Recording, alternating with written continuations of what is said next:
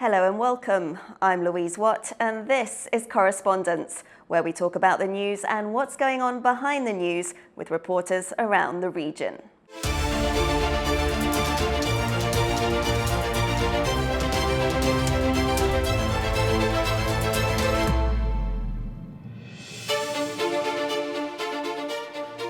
Coming up on the show, Taiwan's president has delivered his first National Day speech and surprised observers with a conciliatory tone towards China.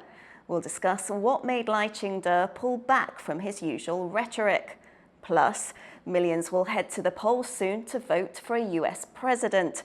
But how does China view the US election?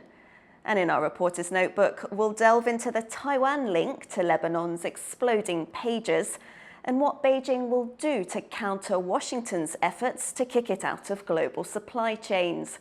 To discuss all this, I'm joined by Emily Feng, an international correspondent for US National Public Radio, or NPR, based here in Taiwan and covering the wider region, and David Shen, a reporter for Taiwan's CommonWealth Magazine. David covers China, cross-strait relations, and diplomacy. Thank you both for joining me on Correspondents. Thanks for having us. Louise. All right, well, we'll start off with Lai's speech. So Taiwan has celebrated its 113th National Day officially as the Republic of China. All eyes, though, were on Lai's speech. He was expected to be combative towards China. In the end, he took a more conciliatory tone. Emily, why do you think that was? He had to have a little bit of a potpourri in his speech, right? He had to make everyone happy. And so he had to make references to the ROC, but also cultural references to people who are more pro-Taiwan. He had rhetoric that he used during his Inauguration Day speech about China not having any right to govern Taiwan. But he also had a lot of rhetoric about cooperating with China and being open to dialogue. So depending on where you are in the world, what position you sit on, you got very, very different things from Lai's speech. And I think that was the purpose. Unfortunately, you've seen China basically nitpick everything that it dislikes about the speech and highlight those in its response. But here in Taiwan, it's very much part of what Lai has already said before in previous speeches. So David, Lai was trying to keep everyone happy. Is that something you agree with? I think in this speech, Lai is tend to trying to get more support from the Taiwan's public and also the international society.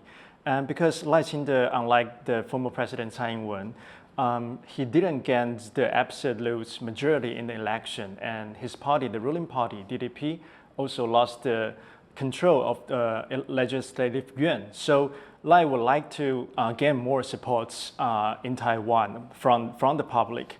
I think that is why he mentioned that the history of the Republic of China before the 1949, which was still in China, that's something that even the former president Tsai Ing-wen has never done.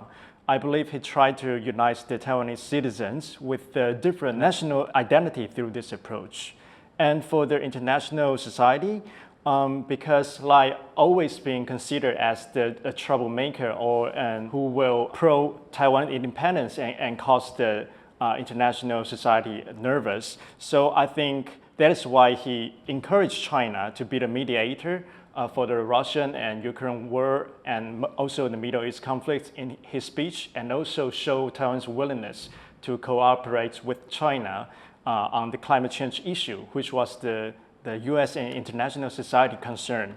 Because you mentioned there, of course, that, he has domestic pressures because the legislature is dominated by the opposition now, and they've been holding up the approval of his government's budget, and they said they would wait to see what he said in his speech before meeting to try and hammer it out. So how much of his speech do you think was about appeasing the opposition and domestic pressures rather than China? Yes, I think that is what President Lai would like to do, but I don't think the opposition party will buy it, because Lai still reiterates his rhetoric about PRC and ROC are not subordinate to each other. So I don't think the KMT will happy with that rhetoric.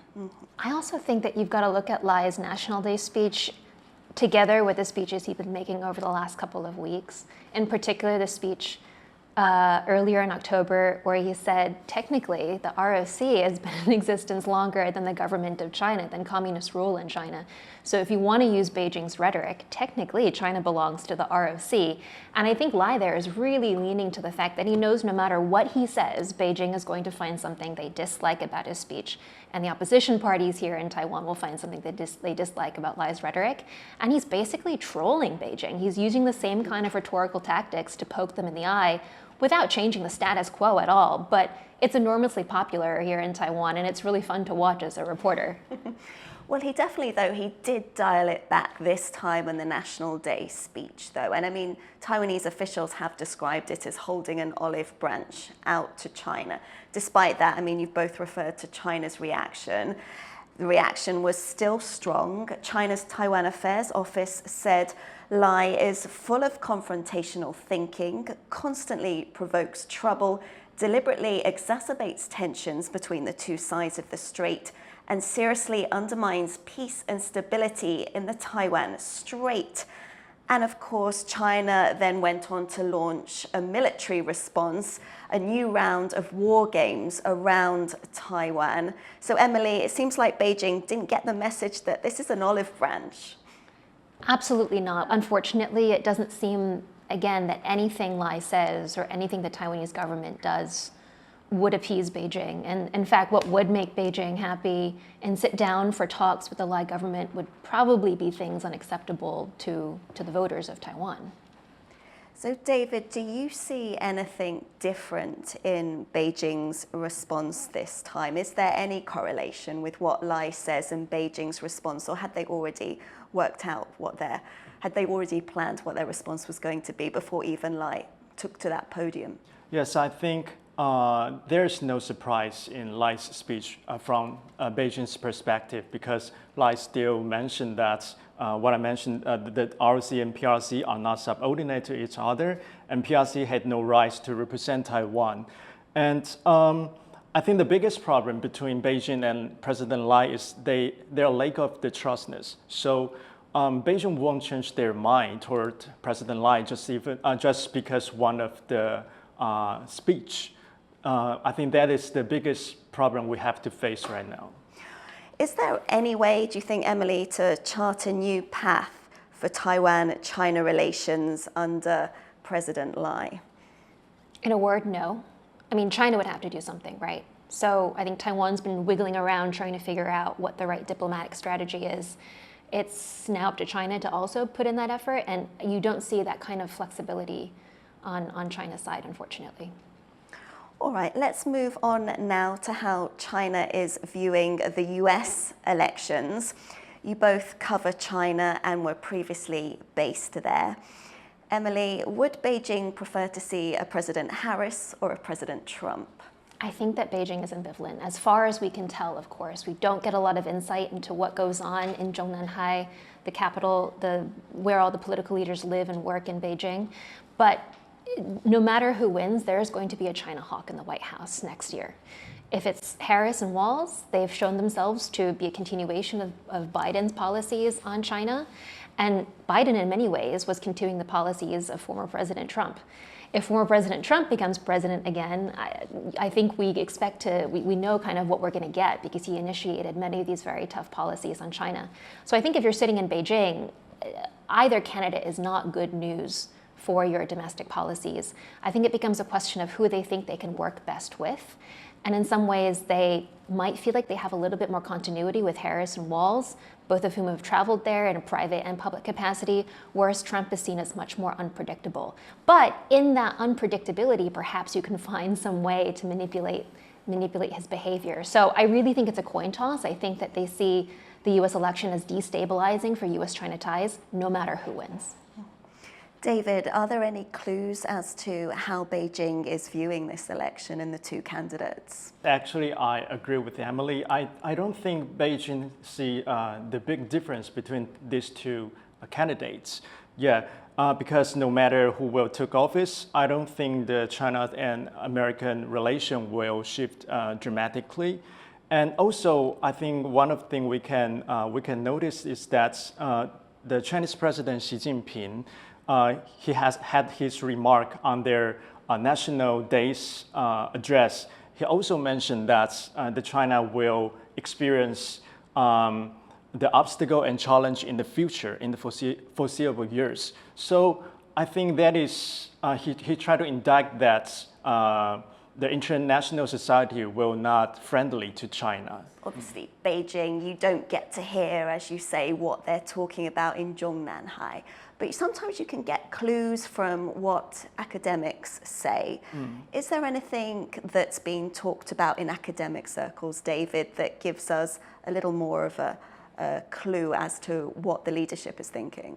There's a prominent scholar named Wang Jisi in Beijing. He published an article on the foreign policy. What he wrote is also that he don't see the big difference between the Republican and the Democrats, their views to China. What is different is just their means to counter China, maybe by tariff, but the different portion, the different percents. But generally speaking, there is no big difference between these two parties.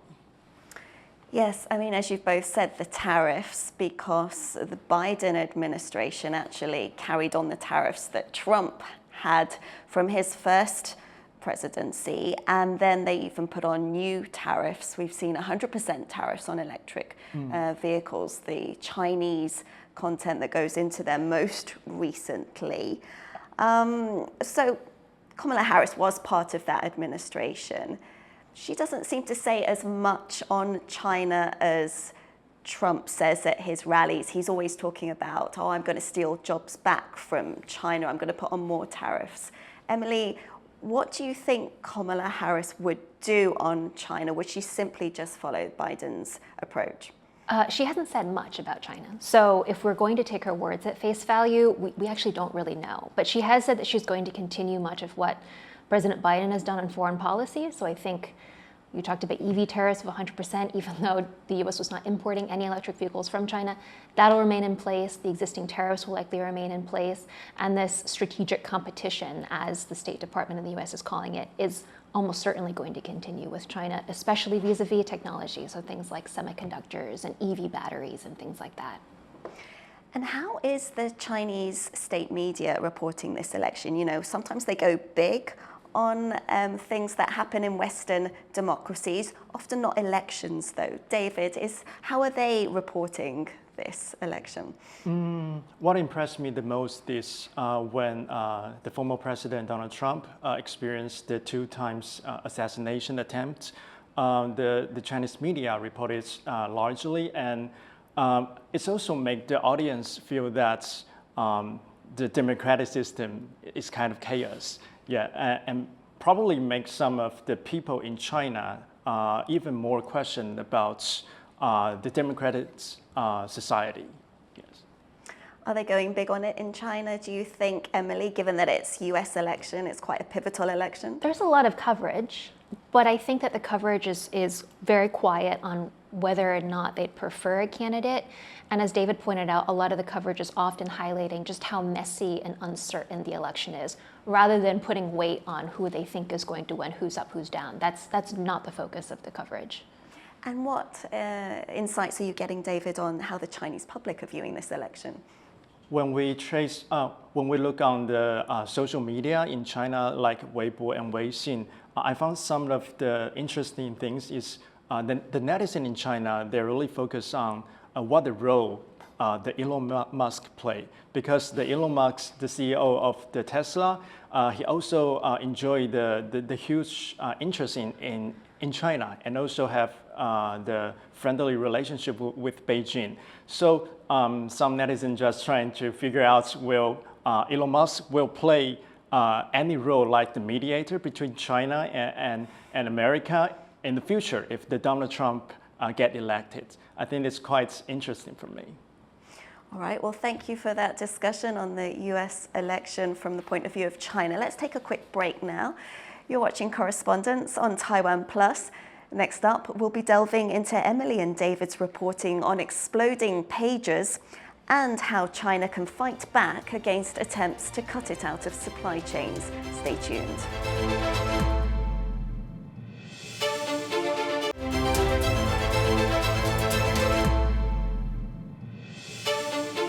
Welcome back to Correspondents. I'm Louise Watt.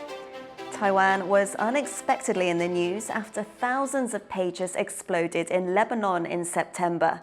The explosions, blamed on Israel, targeted members of the armed group Hezbollah. Pretty soon, there was a link to a Taiwanese pager maker. Its name was on the model that blew up, but it said it had licensed its brand out. David, for the past few weeks, you've been delving into what went on here. What have you found out? As a Taiwanese, it's really a surprise for me to learn that Taiwan has been dragged into the Middle East conflict like this way. I know, because it was such a major international story. In Exactly. a way, all the world's media, if they hadn't got someone there, they were still reporting on it. Taiwan was the focus point for a few hours of this major developing story. Yes, and here's what we found in the past couple of weeks. The first thing we found is that the pager, which it was exploded in the Lebanon, the AR-924, it's actually have the big difference with what's the Gold Apollo's previous products, like their design, their user interface. So the people inside the industry suggest that maybe this pager is not made by this company. Maybe it was made by some foreign company. Is possible. And that tallies with what the boss of Gold Apollo was saying on the day. He was saying, yes, we licensed out this particular, the AR-924 model. With it was a partner we knew, but they wanted to make a pager, so we let them put our name on it. Yes, exactly. But one thing that we still trying to figure out is, even though this pager is not made in Taiwan, but if it's possible that some of the crucial elements in the exploded pager was exploded from Taiwan. This part is nor the company and the prosecutor didn't release, so we have no hard evidence about this. And another point we found is that when we trace back the whole transportation process, we also found 3 of the shell companies around the world, like in Hungary, in Bulgaria, and also in Hong Kong. So let's drill down a little on the Israeli link, because these explosions have been widely blamed on Israel. What did you find out? The Israeli link, now we can only find is some of the money was transferred from the Israeli bank to Bulgaria's bank. Yes, that is the only hard evidence we can find right now. So do you think this case has harmed the reputation of Taiwan as a reliable manufacturer? Yeah, I think it's part of, because actually the Gold Apollo is the prominent pager maker in the world. But now, maybe a lot of their customers lose their confidence to this company. So I think if we can control the whole process, the whole production process, and make sure it is safe, we will have the risks that you don't know what people will put it into your product and cost something that you have never imagined. Okay, well, this case is still under investigation by prosecutors here in Taipei, so we'll be following this. We spoke earlier about the US elections and China, and the US is trying to become less dependent on China. But as it tries to cut Chinese companies out of its supply chains, Beijing has a card or two of its own up its sleeve. Emily, you've been reporting on graphite. That goes into electric vehicle batteries. It's used in AI, and it's an industry that China has come to dominate. Tell us a little about how people are worried about getting their hands on graphite in the future. Well, already China has started to limit the export of natural graphite. There's also synthetic graphite, which is also made mostly in China because it just requires so much energy to heat these furnaces up for 40, 50 days at a time. So in both natural and synthetic graphite, China has this essential global monopoly, and it's been very slow trying to build up new production facilities outside of China. People are looking at Southeast Asia, and I've reported some companies have been looking at Sri Lanka and the US, but it just takes years. And so China's the cheapest way to go. And by limiting the export of natural graphite, it's a way to warn clients and customers around the world. It's not just graphite that China could limit. It could limit synthetic graphite. It could limit all of the close to 36 critical minerals that we need for batteries, for cars, for semiconductors, for smart manufacturing, that China has some kind of majority production in. So, David, you were just talking about supply chains and the security of supply chains. In another way, we're also talking about the security of supply chains here with the fact that it's very much concentrated in China still, despite various countries' best efforts to wrest it away from China. And you've been reporting here in Taiwan on this story. Tell us a little about the people you've been interviewing. Taiwan is interesting because it's caught directly in the middle. Taiwan often services American clients, Japanese clients, but they're sourcing a lot of their materials from China because of because of the geographical proximity, and of course, people speak the same language, so it's easy to go there and build up business contacts. And so Taiwan's been this really interesting microcosm. I think Taiwanese companies have been some of the first to raise the red flag and say, this is very, very scary that China is limiting critical minerals already and they could do way more. And also being proactive in trying to find new places to build new supply chains. So it's been interesting to see how in both the commercial and manufacturing space, Taiwanese companies have been trying to figure out new ways to build supply chains that go around China or China-linked territories, whether it's for commercial stuff or defense. Because it turns out that even things like commercial pagers could be something that you really want to be very sure about your supply chain on. All right, before we go, let's take a look at what else you're both following at the moment or looking ahead to. What's on your reporter's notebook, David? Another topic I'm watching on is the Chinese economy, because we all know now China is struggling for their economy. We're not sure if Beijing could build up the confidence among their society, and will people would like to invest more in the stock market. So I think it's really important to take a focus on what is the China's economy. Could they reach their goal of the GDP 5% this year? Yes, because of course, whatever China's economy does, it affects global economy as well. Many people around the world, many countries. Emily, what's on your reporter's notebook? I'm still tracking the business ties and kind of the people-to-people ties between China and Taiwan. Where are they disentangling? Where is there greater distance? Where are some places where there's still astonishingly cooperation, and what risks and opportunities does that present? And then I've got something on my reporter's notebook, which I've wanted to do for years now, but just never found the time, on Taiwanese opera, 歌仔戏. So finally, this year, I've put my foot down and said that's absolutely something that I'm going to explore, just the world of Taiwanese opera. Excellent. Well, we hope to have you back on to talk about Taiwanese opera one time in the future. That would be wonderful. Emily Feng, David Shen, thank you very much for joining me on Correspondents. And thank you for watching. I'm Louise Watt. Do join us next time.